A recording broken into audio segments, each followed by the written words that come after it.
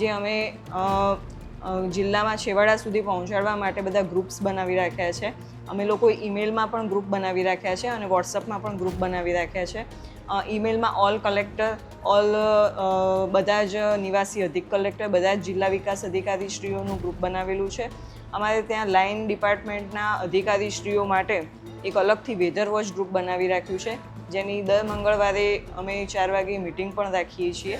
અને આ બધી વોર્નિંગ્સ અને સંભવિત વોર્નિંગ્સ એ બધી અમે એમને મોકલી આપીએ છીએ ઈમેલથી અને વોટ્સઅપ બંને.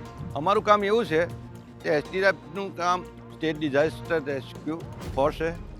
ગુજરાતમાં કંઈ પણ બાઢ આવે, ભૂકંપ આવે, આગજનની હોય કંઈ, તો એ જગ્યાએ ઉપર અમારે આ એસડીઆરએફ ટીમ તાલીમ લીધેલી હોય તો એ તાલીમ લીધેલી હોય તો એ રેસ્ક્યુ કરી શકે.